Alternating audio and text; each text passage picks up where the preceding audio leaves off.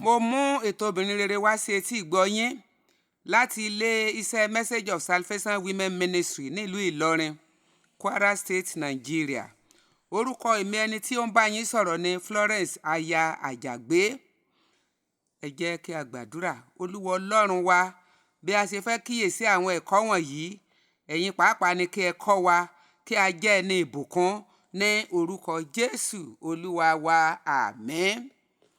Lábẹ́ ètò yìí lónìí, a fẹ́ kíyèsí àwọn akọni obìnrin nínú Bíbélì. Àwọn akọni obìnrin tí a lè wò gẹ́gẹ́ bí àpẹẹrẹ tàbí àwòkọ́ṣe ìgbé ayé wọn tí àwa pàápàá lè tẹ̀lé tí yóò sì mú kí a jẹ́ obìnrin rere.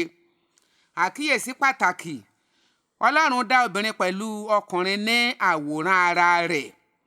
Bí a bá wo Génésísì orí 1 ẹsẹ̀ 17, a ó rí níbẹ̀. Nínú òfin Hébérù, a gbọ́dọ̀ bọ̀wọ̀ fún ìyá, bẹ́ẹ̀ ni a sì gbọ́dọ̀ ṣe ìgbọràn sí wọn. Ó bá Bíbélì mu láti bọ̀wọ̀ fún àwọn òbí wa. Ó ṣe pàtàkì ká bọ̀wọ̀ fún àwọn òbí wa. Dítanórómì orí 21 ẹsẹ̀ 18 ó fìdí rẹ̀ múlẹ̀. Ọ̀pọ̀lọpọ̀ obìnrin ló wà nínú Bíbélì tó jẹ́ àpẹẹrẹ rere fún àwòkọ́ṣe. Fún àpẹẹrẹ, Ẹ́sítérì àti Dèbórà, wọ́n kó ipa pàtàkì nínú ìtẹ̀síwájú orílẹ̀-èdè àti ènìyàn wọn. Eléyìí sì mú mi rántí wípé ọ̀gọ̀ọ̀rọ̀ àwọn ènìyàn wa nínú ayé tá a wà lónìí pẹ̀lú, àwọn náà ń kó ipa ribiribi nínú ètò òṣèlú, ṣùgbọ́n àwọn mìíràn ti yapa, wọn ò dúró gẹ́gẹ́ bí akọni èyí tí a kà nípa wọn nínú Bíbélì. Mo fẹ́ sọ wípé bí obìnrin bí ó bá ń ṣe iṣẹ́ òṣèlú tó sì jẹ́ wípé kò rántí ọkọ, kò rántí láti tọ́jú àwọn ọmọ, èmi wá ń sọ níhìn wípé obìnrin gbọ́dọ̀ máa rántí wípé abẹ́ ọkọ ni òun wà, kó sì máa fi ọ̀wọ̀ ọkọ rẹ̀ jí. Bí obìnrin olóṣèlú kan bí kò bá bìkítà fún ọkọ rẹ̀, tí kò sì tọ́jú àwọn ọmọ rẹ̀, tí kò kára ilé sí, tí kò kára ìlú sí, dájúdájú bí irú wọn bá gba ipò nínú òṣèlú, wọn kò ní bìkítà fún àwùjọ. Eléyìí mo fẹ́ ká mọ̀ bẹ́ẹ̀. Bí irú wọn bá gba ipò ńlá, dájúdájú wọn ò ní bìkítà fún àwùjọ. Yorùbá bọ̀ wọ́n ní àtilé la ti ń kẹ́ṣọ̀ọ́ ròde. Àwọn tí a dárúkọ wọ̀nyí, Ẹ́sítérì àti Dèbórà, bí a bá wo iṣẹ́ ribiribi tí wọ́n ṣe, wọ́n bẹ̀rẹ̀ láti ilé wọn ni. Ènìyàn bíi Ẹ́sítérì, ó rántí àwọn ènìyàn rẹ̀, ó sì jẹ́ olùgbàlà wọn ní àkókò tí wọ́n wà nínú ìṣòro. Bẹ́ẹ̀ gẹ́gẹ́ ni Dèbórà, òun náà ṣe dáradára tó bẹ́ẹ̀ gẹ́ tó fi gba Ísírẹ́lì lẹ́yìn 20 ọdún tí wọ́n ti ń jìyà lábẹ́ ìsìnrú. Bẹ́ẹ̀ pẹ̀lú nínú májẹ̀mú titun, Jésù kó ipa tó ṣe pàtàkì nínú ìgbé ayé ọ̀pọ̀lọpọ̀ obìnrin. Ìyá rẹ̀ pàápàá jẹ́ obìnrin tí ó jẹ́ alábùkún. Bí a bá wo Lúùkù orí 1 ẹsẹ̀ 28 àti ẹsẹ̀ 42, Jésù fi ìyá rẹ̀ lé Jòhánù lọ́wọ́ fún ìtọ́jú ní ìgbà tí ó wà lórí igi àgbélébùú.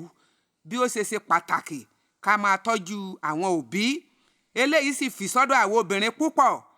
Àwọn ìyá ọkọ wa, àwọn màmá wa, a gbọ́dọ̀ máa tọ́jú wọn.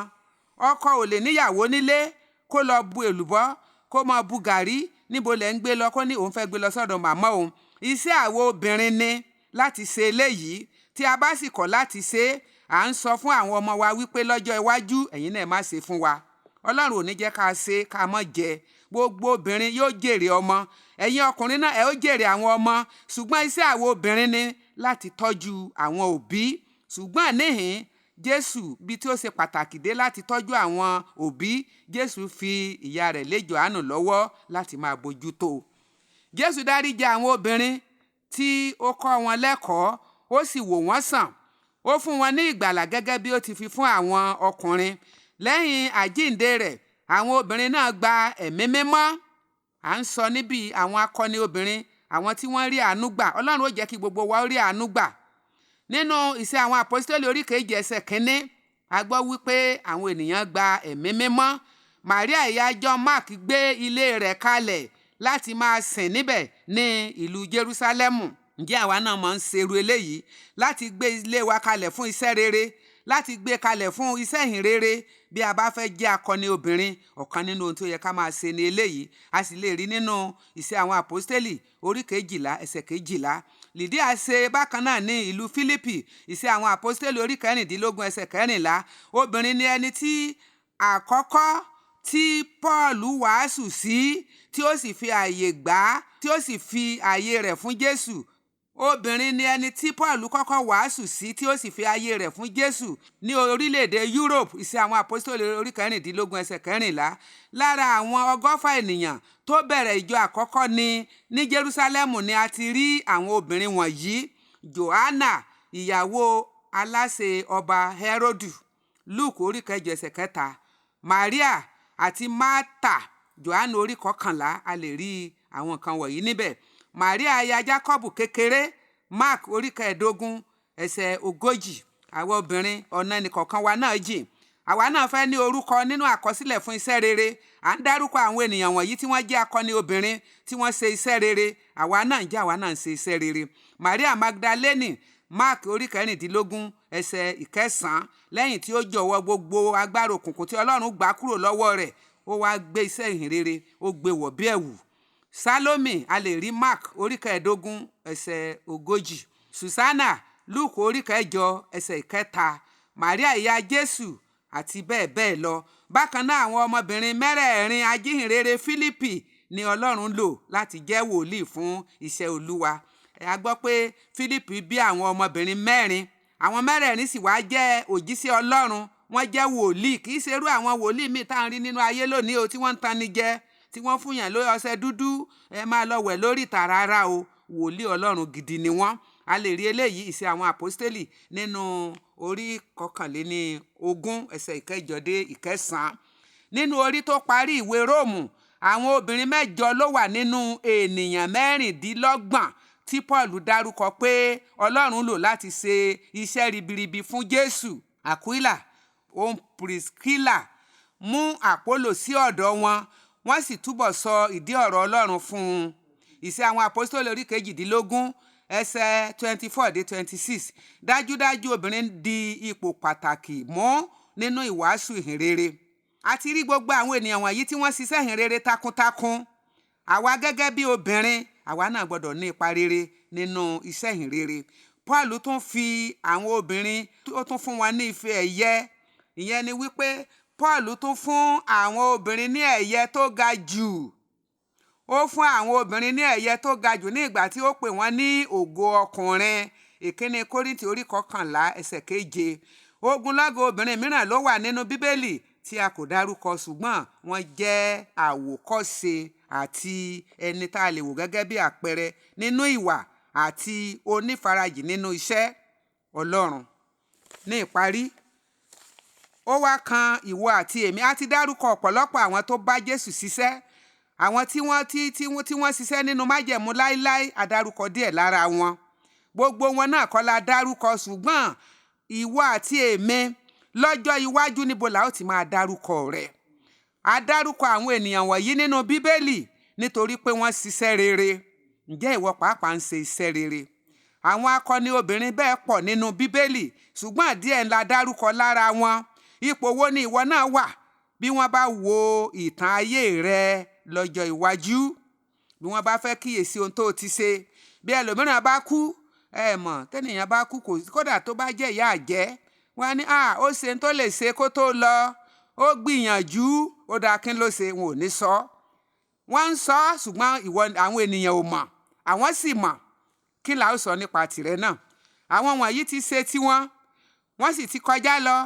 Kí ni ìwọ náà ń ṣe lọ́wọ́lọ́wọ́ báyìí tí ayé yóò fi máa rántí rẹ? Ìgbé ayé àpẹẹrẹ àti àwòkọ́ṣe tó dára ní gbogbo àwọn tí a ti dárúkọ wọ̀nyí gbé.